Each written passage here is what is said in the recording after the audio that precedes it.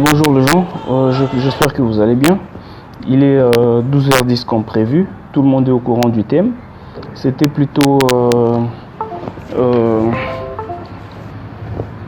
devenir éthique à la cœur. Est-il important d'avoir une certification en sécurité informatique aujourd'hui? C'est important de devenir éthique à la cœur. Que faut-il faire pour avoir une carrière réussie? Et que peut-on gagner en freelance? Et nous allons également énumérer quelques risques de cybersécurité ou des attaques cybernétiques. Je pense que avant que je puisse annoncer les lives, j'avais demandé à ce que les gens puissent m'écrire inbox et poser des questions. Et par la suite, je répondrai à différentes questions que les groupes ou le public va poser. Je pense qu'il y a trop de questions. C'est vraiment, je suis désolé, c'est vraiment difficile de répondre à toutes les questions. C'est vraiment un peu difficile. Et je pense que je vais carrément englober parce que la majorité ont posé des questions, je peux dire, qui semblaient être le même. Il n'y a pas trop de différence dessus. Et vu qu'il n'y a pas trop de différence dessus, et donc là je me dis, ça ne serait pas une bonne chose de répondre à toutes les questions. Donc je serai beaucoup plus bref et beaucoup plus clair au lieu d'avancer à répondre à toutes les questions. Sinon le live n'aura pas lieu du tout. Il y a des gens qui ont posé est-ce que c'est important de connaître les réseaux avant de se lancer dans le domaine des sécurités informatiques? Et d'autres, est-ce que c'est important de connaître la programmation? Si je vais devenir un ingénieur en sécurité informatique, est-ce que je dois maîtriser les bases du web ou la programmation? Voilà, c'est différentes questions. Et d'ailleurs, il y a trop de questions. Si je me mets à répondre à toutes ces questions, vraiment, ça sera difficile qu'on puisse avancer avec les lives. Donc, je pense que je pourrais directement débuter parce qu'on ne fera pas plus d'1 heure. C'est moins d'1 heure d'ailleurs. Il n'y a pas assez de temps. C'est une discussion. Si vous avez des questions en commentaire, vous pouvez aussi les poser. Comment devenir éthique à la cœur? Voilà. Dans la vie, il faut savoir que il n'y a rien sans rien. Déjà, pour devenir éthique à la cœur, autrefois je fais un live, j'étais aussi en direct de la RTNC, la chaîne nationale. J'ai énuméré, je parlais de beaucoup de choses, même si vous vous souvenez avec mon live de la fois passée, c'était également la même chose. Et je parlais de beaucoup de choses. Ça veut dire il faut beaucoup de compétences, il faut apprendre sur diverses branches. Les hackings, c'est pas les certifications. Les hackings, c'est pas des certifications. Moi-même, je suis certifié, mais avec les collègues avec qui on a passé la certification, je vais pas dire que je suis en avance, mais je pratique beaucoup. Je vais pas non plus dire que nous avons je vais pas non plus dire qu'ils n'étaient pas aussi efficaces, mais les hackings, c'est pas les diplômes. Et on a les amis avec qui on a passé la certification ensemble. Après la certification, ils se sont plus donnés à faire des recherches. Et ils ont des papiers à la maison. Donc les hackings, c'est pas les diplômes, mais les hackings, c'est l'expérience. Et quand je parle de l'expérience, je parle des pratiques, je parle des recherches, je parle des découvertes, des nouveautés. Il y a beaucoup de choses au fait. Voilà, quelle formation on peut faire pour devenir éthique à la cœur? Déjà, je vais dire, il n'y a aucune formation. Aucune. Est-ce qu'il y a d'autres formations qui peuvent faire en sorte d'accélérer les compétences en ethical hacking? Je vais dire encore non, il n'y a aucune. Les hacking, c'est avant tout comprendre mieux un système. Qui dit comprendre mieux un système, c'est, je vais dire, maîtriser une technologie. C'est maîtriser une technologie. Et qui dit maîtriser une technologie, ça veut dire prendre du temps à connaître une technologie. Je prends l'exemple quelqu'un qui hack, par exemple, une banque. Cette personne doit d'abord avoir des informations sur cette banque-là, savoir s'il y a l'argent ou pas. Donc c'est des informations qui n'ont même pas lien avec les hackings. Et la personne doit connaître les systèmes bancaires, parce qu'une fois il aura la main sur la machine, par exemple, de la banque, la personne sera obligée, la personne sera obligée de connaître comment les systèmes bancaires fonctionnent. Ça veut dire, on peut pirater une machine, c'est très facile, mais on peut avoir la main sur une machine, sur un ordinateur. Mais après avoir eu la main sur l'ordinateur, les banquiers, eux, ils font leur recherche et ils font des formations sur les systèmes bancaires. Ils savent que par jour, je ne peux pas transférer, par exemple, $2000 à un seul compte. C'est restreint. Et si vous piratez cette machine et que vous osez faire un transfert d'au-delà des $2000, ça va sonner dans les systèmes et puis ça va du coup alerter. Et on peut vous arrêter, etc. Donc ça veut dire que la personne doit avoir des compétences sur ce qu'il veut hacker. Ça veut dire, comme il n'y a pas de formation pour devenir ethical hacker, mais il y a plutôt des formations pour maîtriser les systèmes. On ne peut pas pirater un réseau ou un routeur Cisco sans connaître c'est quoi Cisco. Il faut d'abord commencer par faire des formations Cisco et trouver des failles en faisant des formations. D'ailleurs, quand on apprend, on arrive à comprendre que tel système n'est pas efficace sans même que ça puisse être une formation de hacking. Donc la première des choses, c'est avoir les bases de l'informatique.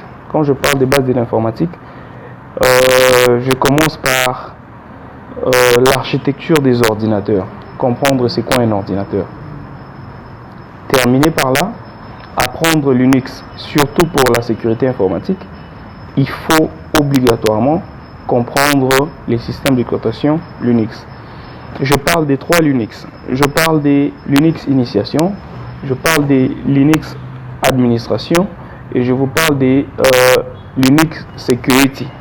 Ça veut dire vous apprenez tout ça. Pourquoi Linux? Parce que c'est un système open source et la majorité des scripts et des applications sont libres. Ça veut dire le programmeur vous laisse le choix de voir le code source de l'application, et vous pouvez aussi, si vous êtes aussi programmeur, bidouiller et modifier les fonctionnements du programme sans qu'on vous arrête. Mais attention, libre ne veut pas dire gratuit. Ça peut être libre et c'est payant, et ça peut aussi être libre et c'est gratuit. Ça, c'est un autre débat encore. Et il faut s'initier sur la virtualisation. Du coup, la virtualisation a baissé le coût dans différentes entreprises aujourd'hui. Par exemple, vous allez apprendre à bidouiller, à faire des pen tests légaux, des tests de pénétration sur des routeurs Cisco. Peut-être que vous n'avez pas assez d'argent pour acheter des équipements Cisco, mais avec la virtualisation, vous pouvez avoir des machines virtuelles Cisco, des routeurs, des switches, et vous exercer dessus. Donc la virtualisation est quelque chose de très important, très important. Impossible de sécuriser un réseau sans comprendre le fonctionnement d'un réseau. Par là, je vous invite tous à faire des formations comme Cisco, comme Huawei, comme le truc de routeur microtique surtout. Ça vous permet de comprendre les notions sur les encapsulations, les routing, les switching, les protocoles EGRP, les MPLS, et toutes ces choses vous permettent de comprendre c'est quoi les réseaux. Et quand vous serez à un environnement où vous êtes obligé, où vous êtes appelé à protéger un réseau, vous n'aurez pas de questions. C'est un peu comme on vous dit, allez protéger une maison dont vous n'êtes jamais arrivé. Peut-être que vous vous mettez devant la porte et derrière la porte il y a des bandits qui entrent. Il faut d'abord connaître, habiter la maison, connaître ce qui se passe dans la parcelle et avoir toutes les informations possibles, ce qui peut vous permettre de sécuriser cette maison. Et à part ça, nous avons l'investissement. Il faut investir. il faudrait énormément investir du temps et il faudrait énormément investir l'argent. Pour ceux qui pensent que c'est possible d'avoir des formations en hacking sans dépenser ou sans investir, en tout cas c'est difficile et c'est impossible. Ça veut dire quand j'investis en argent, cela peut permettre à ce que je puisse avoir des compétences élevées, parce que je ne vois pas quelqu'un qui se met à apprendre aux gens l'informatique gratuitement et sans rien gagner. Ça, c'est totalement impossible. Et quand je parle d'investir en termes de temps, ça veut dire se donner assez de temps. Se donner assez de temps, ça veut dire pratiquer quand il le faut. Donc, quand je parle de pratiquer quand il le faut, dans le cas du hacking, c'est vraiment impossible d'avancer sans donner du temps, sans donner assez du temps aux pratiques. Par là, je prends l'exemple de quelqu'un qui cherche à apprendre les systèmes Kali Linux. On ne peut pas l'apprendre du jour au lendemain, c'est un système qui est très vaste. Ça veut dire, je parle d'investir sur le temps. Moi, je me souviens que j'ai eu à passer, ça va faire 10 ans aujourd'hui dans le domaine, j'ai eu à passer, je pense, près de 3 ans de pratiques des nuits, je vais dire, des pratiques des nuits. Je ne faisais que travailler d'1 heure à 3 heures, d'1 heure à 3 heures, d'1 heure à 3 heures, parce que les journées ne suffisaient plus. Il n'y avait plus assez de temps la journée, parce qu'il fallait aussi travailler.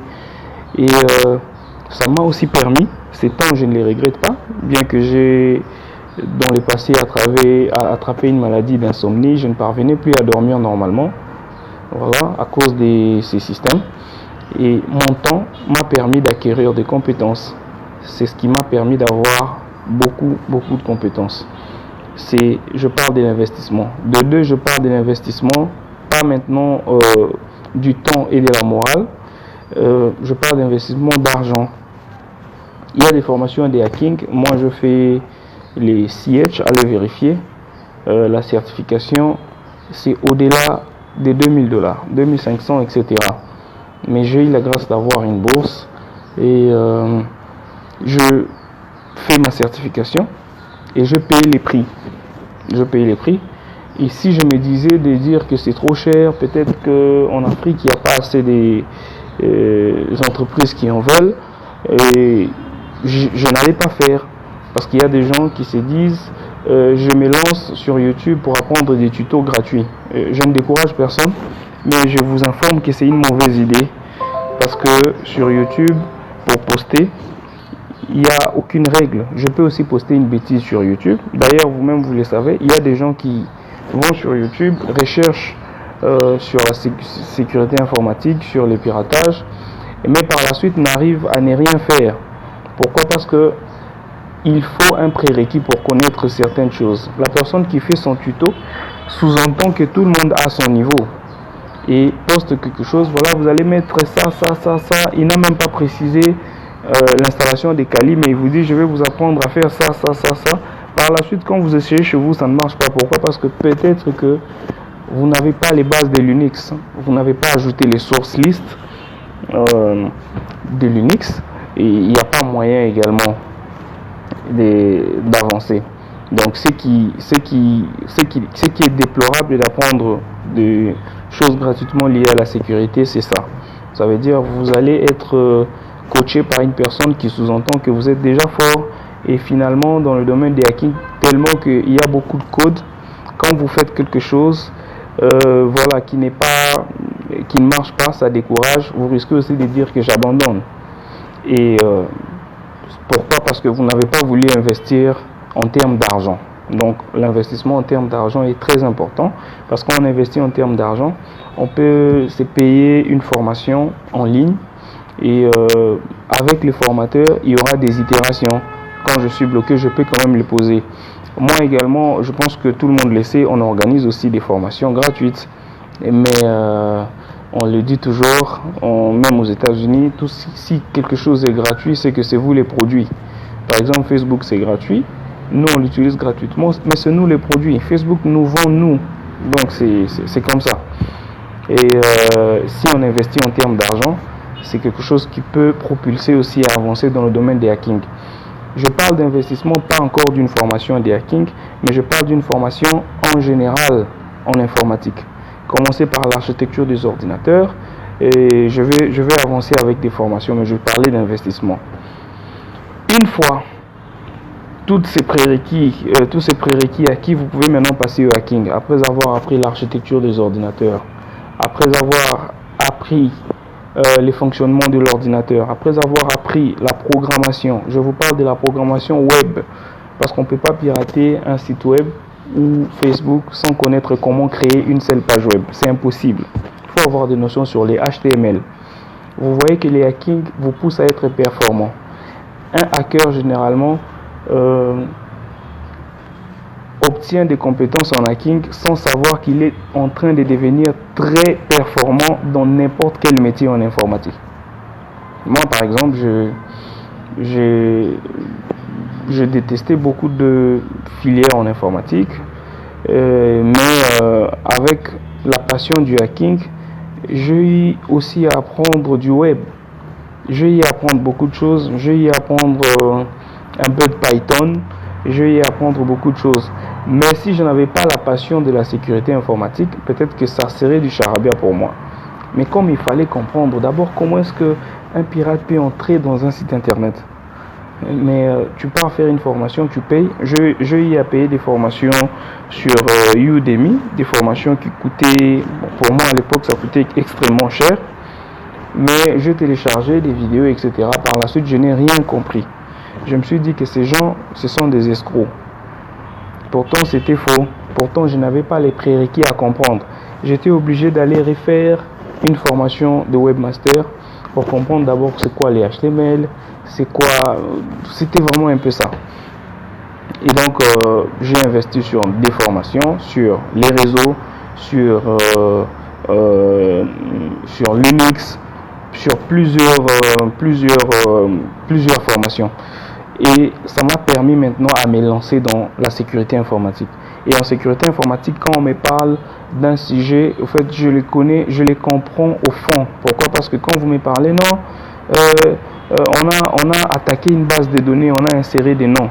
Je comprends déjà qu'il me parle d'une attaque des SQL injection, par exemple.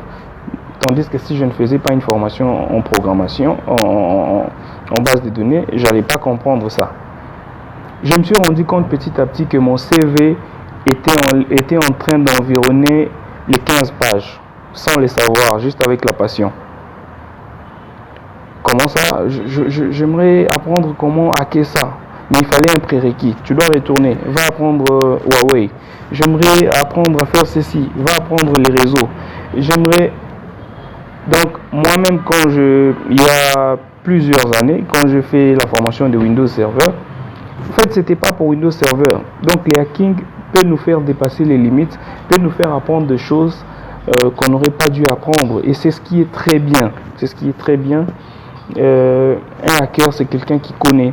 Donc, d'où, comme il n'y a pas de formation en recette pour devenir ethical hacker, tout ce que moi je motive aux gens pour le début, il faut apprendre l'informatique, la programmation, les réseaux, tout ce que vous voulez, le web, tout ce que vous voulez, et par la suite, c'est lancer dans la sécurité informatique. Et on ne devient pas un pentester du jour au lendemain. C'est ce que j'ai dit aux gens, même s'ils viennent assister à nos formations et nos ateliers, c'est pas parce qu'il a fait cette formation qu'il devient pentester. Autrefois, j'ai expliqué qu'un pentester, c'est quelqu'un qui a des compétences en sécurité informatique, mais sous contrat, qui les utilise pour vérifier la sécurité des infrastructures. On ne devient pas un pentester du jour au lendemain. Parce qu'on peut vous enseigner aujourd'hui, bon voilà, on va faire le pentesting sur des routeurs Cisco. Et le lendemain, Cisco sort un nouveau routeur. Et ce dynamisme qui vous permet de quitter une technologie ancienne à une nouvelle technologie vous permet d'aller au-delà de vos compétences, et ça permet aussi de savoir comment faire des recherches. À l'époque, je protégeais ma machine.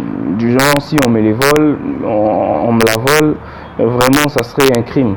Mais aujourd'hui, je peux me promener sans ma machine. Je peux faire n'importe quoi sans avoir les données dans ma machine. Pourquoi? Parce que j'ai appris à faire des recherches avancées dans les dark web. J'ai appris à faire des recherches avancées. Donc un hacker, c'est quelqu'un qui peut s'en sortir de n'importe quelle situation difficile. C'est-à-dire, je ne sais pas faire quelque chose, mais on me demande de les faire, je fais des recherches et puis j'avance. Et pour arriver à ce niveau-là, il faut faire beaucoup de formations à la fois. Beaucoup de formations. Et c'est ces formations qui peuvent nous aider à aller beaucoup plus loin. Et une fois devenu éthique à hacker, ce qui est vrai, c'est que vous serez tenté par-ci par-là à faire les mal, à faire des travaux sales, à faire des jobs très sales. C'est ce que je ne recommande pas. Chez nous, si vous venez faire une formation, on vous fait signer un acte d'engagement parce que nous avons été plusieurs fois interpellés par des agents de l'ordre. Et l'acte d'engagement stipule juste que si vous faites une formation chez nous, on vous a appris une formation, on ne peut pas apprendre à sécuriser un système informatique sans savoir la pénétrer. Donc on commence par la pénétration et ensuite la sécurité. Et l'acte d'engagement stipule juste que si vous faites du mal, si on vous arrête, ça n'engage ni Shady Corporation, ni les instructeurs qui vont vous encadrer, ni nos partenaires, que ce soit de la Belgique, des États-Unis, machin. Ça n'engage que vous-même. Et vous serez du coup tenté, quand vous aurez ces compétences, non, ma petite amie me trompe, il faut m'aider à pirater son compte. Il faut répondre. D'ailleurs, je réponds. Je ne peux pas publier les messages, mais je réponds aujourd'hui. Je suis... excusez-moi, j'ai l'air fatigué, je n'ai pas dormi de la nuit. Oui, et donc, les gens vont tenter à vous faire des travaux sales. Non, ma petite amie me trompe, si tu peux pirater son compte WhatsApp, si tu peux pirater son compte Facebook. À ces gens, je réponds maintenant, je ne peux pas leur publier sur Internet, que c'est des choses que je ne ferai jamais.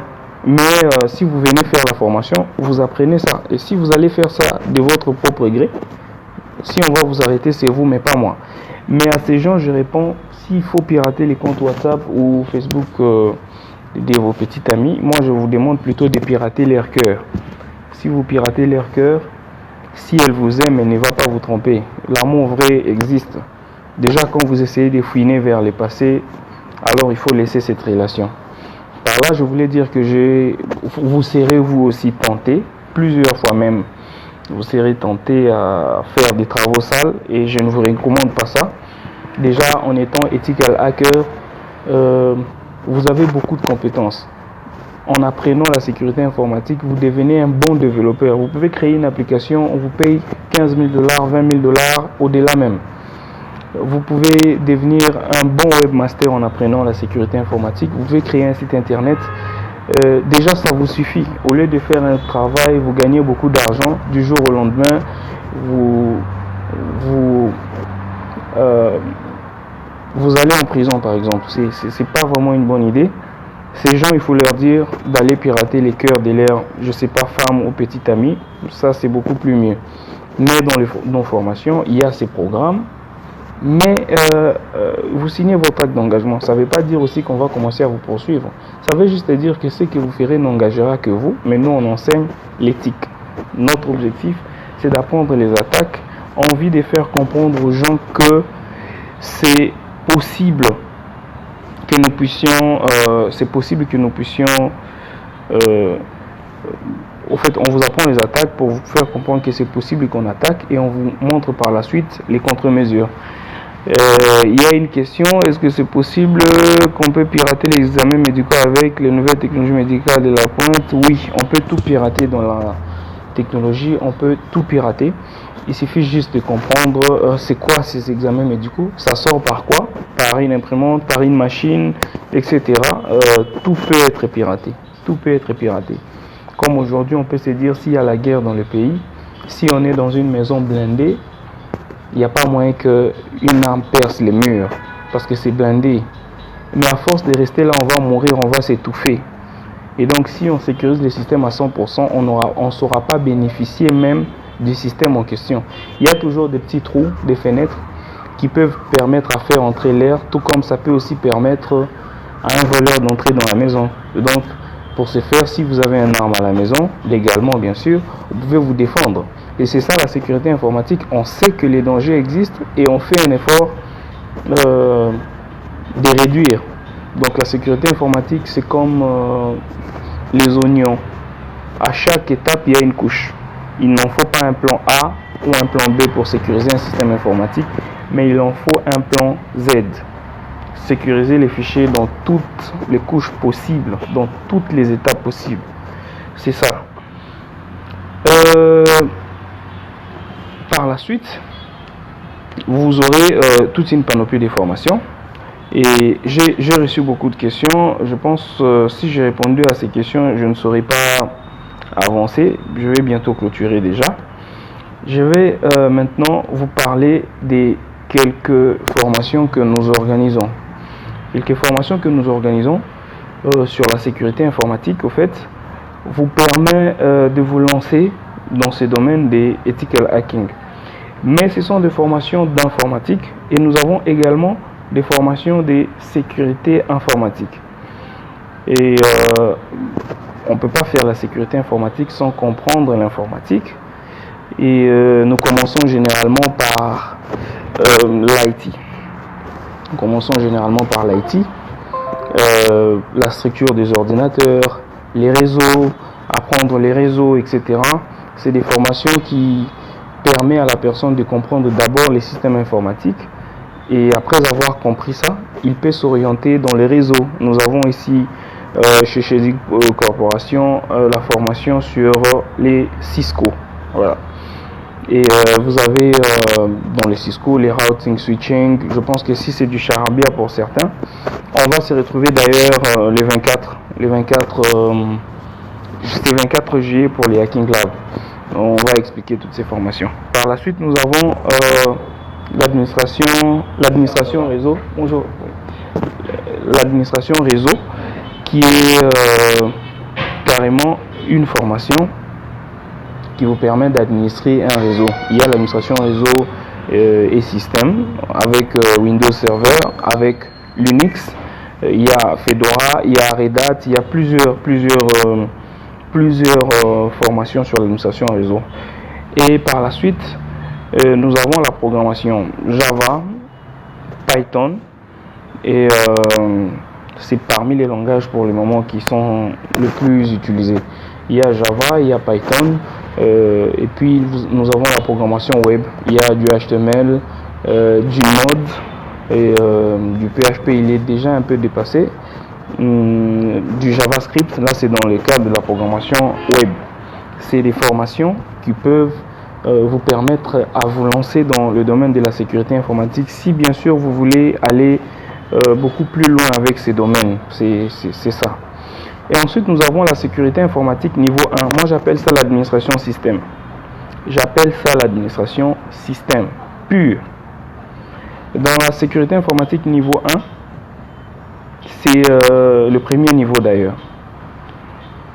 Dans la sécurité informatique niveau 1, on vous apprend l'administration réseau. L'administration réseau, comment administrer un parc informatique, comment définir les politiques de sécurité et même les périmètres de sécurité dans un parc informatique, comment utiliser les hyperviseurs, ça veut dire les périphériques de la virtualisation comme VMware, etc.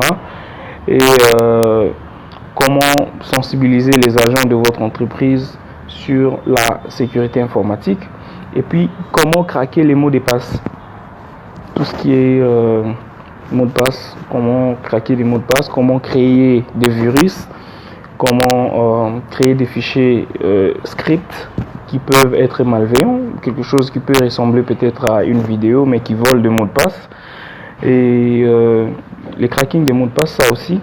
Et puis à part ça, il y avait la virtualisation et les cloud computing, qui est quelque chose de très très important dans ces domaines-là.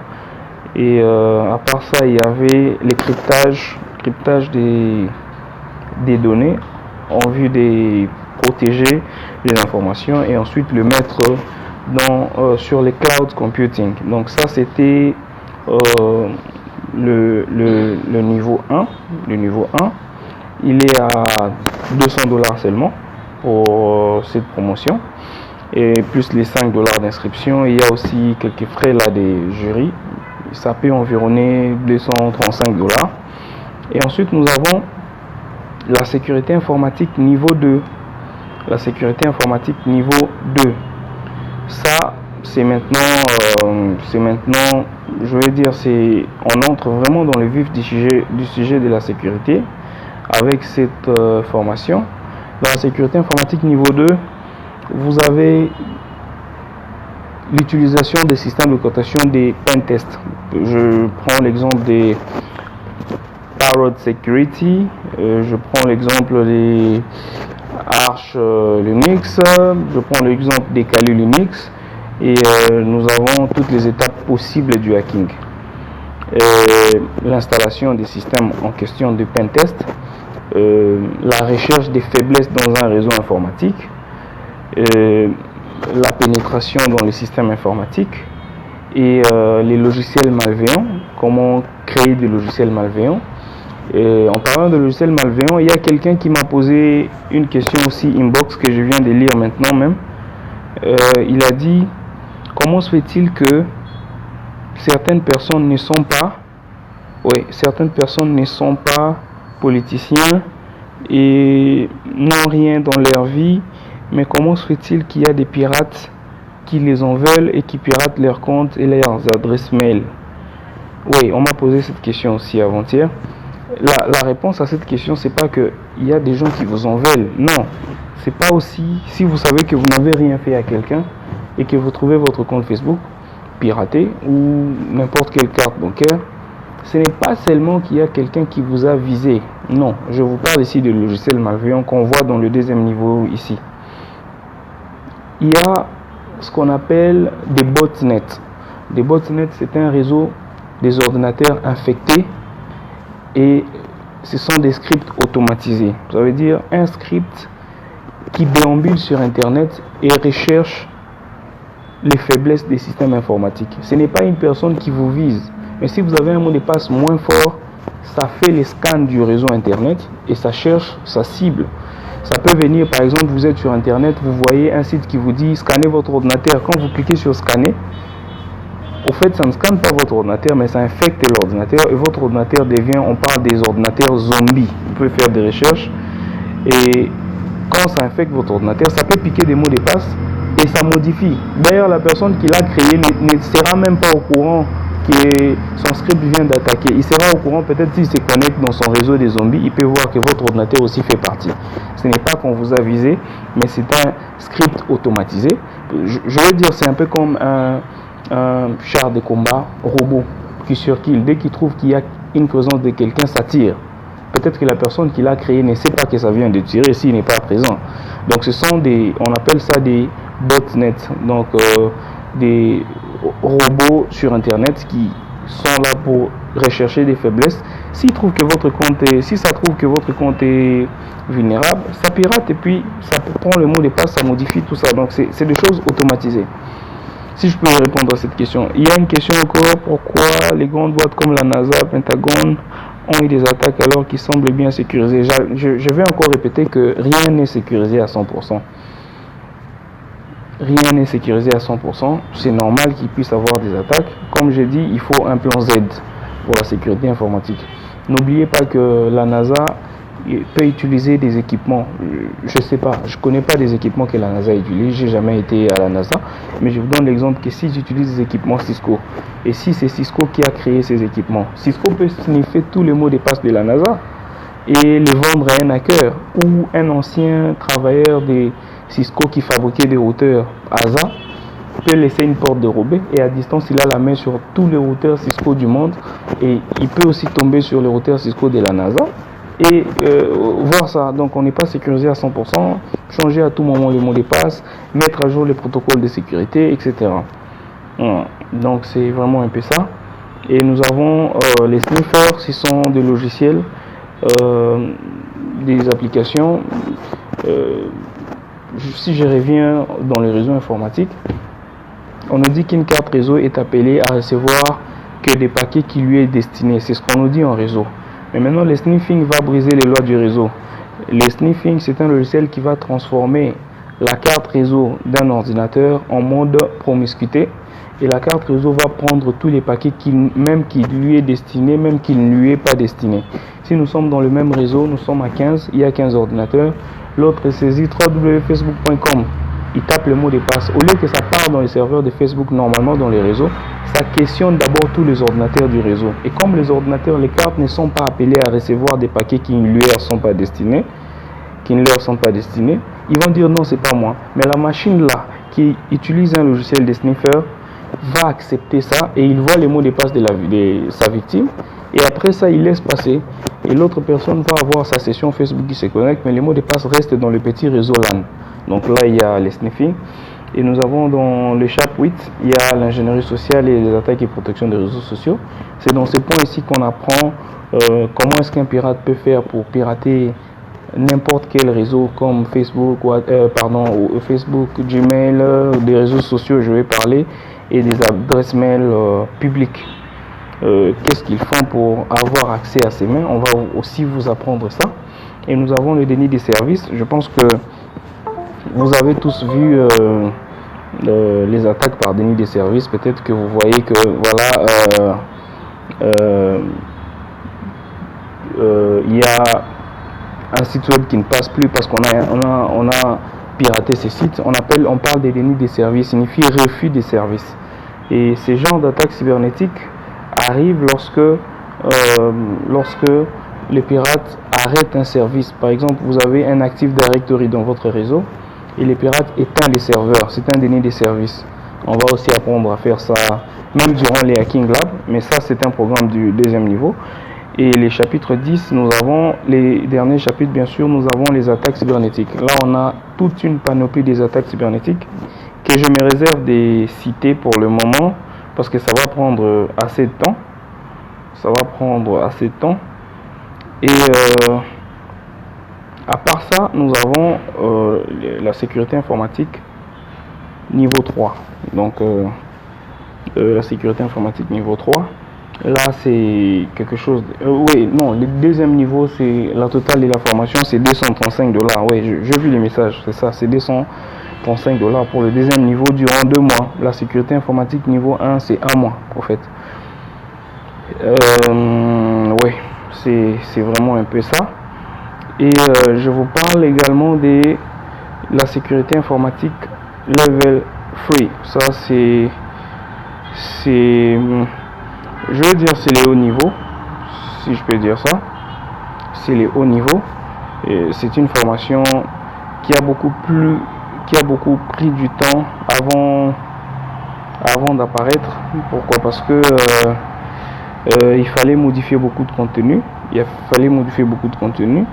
Et on a eu à le faire. Il y a beaucoup de chapitres. Il y a même l'utilisation des téléphones pour faire les pen tests dans une entreprise. Utiliser des protocoles sécurisés pour pirater des systèmes informatiques. Il y a l'élévation des privilèges parce que quand on attaque un ordinateur, généralement, il n'a pas les privilèges administrateurs. Et il y a l'élévation des privilèges qu'on fait là-bas. Il y a beaucoup de choses. Je vais carrément me diriger sur les plans de la formation proprement dit. Et vous avez la première partie, nous allons en fait mettre en place les labs déjà.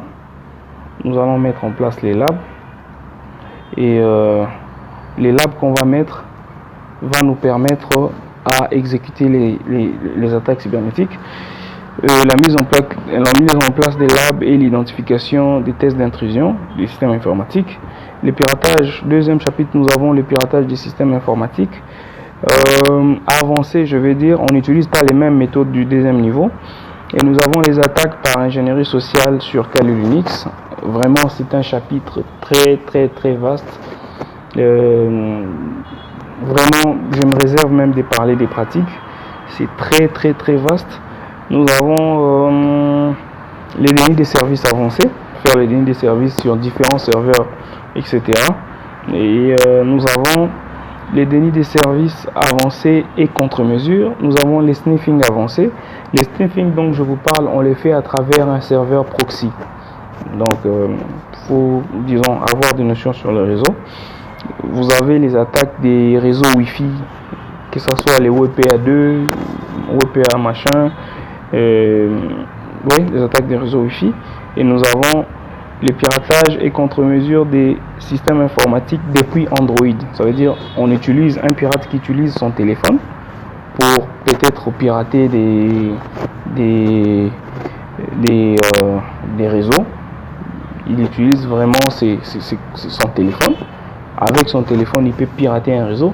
Donc, dans les avenirs, quand vous allez dans une entreprise, ailleurs ça se fait déjà, vous laissez, si c'est très sensible d'entreprise, vous devez laisser votre téléphone, parce qu'avec votre téléphone, vous pouvez mettre une interface Linux et pirater même les comptes Facebook d'autrui, pirater les adresses juste avec un téléphone. C'est ce qu'on verra aussi avec ce troisième niveau. Et nous avons le piratage et contre-mesures, les piratages des systèmes informatiques avancés. Et là, c'est vraiment des attaques cybernétiques. Il y a en tout cas, il y a beaucoup d'attaques que je ne saurais pas vraiment parler ici. Je pense que dans une conférence, on en parlera en long et en large. Et les derniers chapitres, nous avons les contre-mesures. Comment faire en sorte que ce que j'ai fait ne puisse pas être fait contre moi. C'est d'ailleurs l'objectif de nos formations. Cette formation, c'est $500 pour étudiants et $800 pour personnel. Je rappelle que toutes les formations que je viens de citer, que ce soit déverrouillage niveau 1, niveau 2, niveau 3 et niveau 4 aussi, il y a des versions étudiants et des versions professionnelles. Des versions professionnelles, on fait ce qu'on appelle du package. Ça veut dire la personne a déjà ses compétences, il a des trous qu'il manque et il donne son plan du cours. Et nous, on s'adapte à son plan du cours. Et puis on avance. Là, c'est la version professionnelle. Ça coûte beaucoup plus cher. Dans la version professionnelle, les niveaux 1, c'est $350. Les niveaux 2, c'est $500. Les niveaux 3, c'est $800. Là, c'est la version professionnelle. Et le niveau 4, c'est $1200. Voilà. C'est vraiment un peu ça. Si je vais répondre, quels sont les prérequis pour mettre en place une bonne politique de sécurité? Ces prérequis-là, vraiment, je pense que c'est une question très vaste qu'on pourra vous répondre au Hacking Lab. Et combien coûte la formation Level 3? Oui, Level 3 pour les étudiants et chercheurs, c'est $500. Pour les professionnels, c'est $800, c'est ça. Je peux avoir aussi les syllabus. Les syllabus de quoi? Je ne sais pas. Bon, il y a beaucoup de questions. Et je vais vous parler maintenant du Hacking Lab. Au fait, pour donner aussi aux gens qui n'ont pas assez de temps, la possibilité, je parle aussi également qui n'ont pas aussi assez d'argent, la possibilité d'avoir des notions fondamentaux sur la sécurité informatique, nous avons l'habitude d'organiser un Hacking Lab. Les Hacking Lab, c'est un concept américain. On réunit des hackers, ils viennent faire un petit jeu concours et celui qui gagne a un prix. Mais nous avons un peu changé des formes comme ça se passe en récit. C'est un atelier sur lequel les experts en sécurité informatique se positionnent et partagent leur expérience avec atelier et sur pratique aux gens qui veulent aussi s'intégrer. Et ces Hacking Lab là, généralement, c'est en Occident, c'est moins de $100. Mais nous, ici à Kinshasa, en RDC et en Afrique du Sud, etc., on a positionné les Hacking Lab durant 5 jours, peut-être moins. Et vous allez payer les $35 cash ou dans 2 tranches. Lorsque vous payez les $35, vous allez assister au Hacking Lab. Et ces Hacking Lab dont je vous parle aura lieu les vendredis. C'est vendredi 24 juillet. Je ne vous parle pas du lieu parce qu'on a restreint la salle. Il y a un groupe WhatsApp qu'on a créé. Il y a déjà plus de 40 personnes qui sont déjà là. Je ne parle pas du lien en public parce qu'on a restreint vu la pandémie. On va prendre une classe de 10-10-10. Mais si vous voulez accéder assister au Hacking Lab, il faut pourtant aller dans la page soit Shady Corporation, soit Hacker 243 SPC ou non IT Pro là-bas. Vous allez voir, on a mis ces liens. Quand vous intégrez les groupes, on va sans doute vous réserver une place pour assister au Hacking Lab. Donc ça va commencer de 13h à 15h. Donc c'est les Hacking Lab DC 24 juillet. Donc c'est $35. L'inscription c'est 5000 francs. D'ailleurs, ceux qui sont dans le groupe WhatsApp ont déjà beaucoup plus d'informations sur ce qui va se passer dans les Hacking Lab. Et dans les Hacking Lab, on va vous apprendre à s'intégrer dans le domaine de la sécurité informatique, apprendre à installer Kali, apprendre à exécuter des attaques par déni des services, pirater une webcam d'un ordinateur et savoir comment s'en protéger, utiliser les pare-feux Windows afin de protéger votre infrastructure. Donc c'est ça. Et à part ça, pirater les micros, voilà, il y a beaucoup de choses qu'on va faire dans les Hacking Lab. Il vous faudra réserver au moins 45 Go dans vos ordinateurs pour qu'on vous donne des labs, je sais pas, des machines virtuelles, etc. Donc c'est un peu ça. Les travails m'appellent et donc c'est vraiment un peu ça. Comme ça, parce qu'il y avait beaucoup de monde, je comme ça profiter à cette petite heure de pause pour vous faire ces lives. Et ouais, il y a beaucoup de questions, mais je pense on se retrouve le vendredi 24 juillet à partir des 13h juste, non loin du collège Boboto. Voilà. Si vous voulez l'adresse, contactez-moi en privé. Je vais vous donner l'adresse. Voilà. Merci et de bonnes choses. On se retrouve le vendredi 24 juillet. Merci.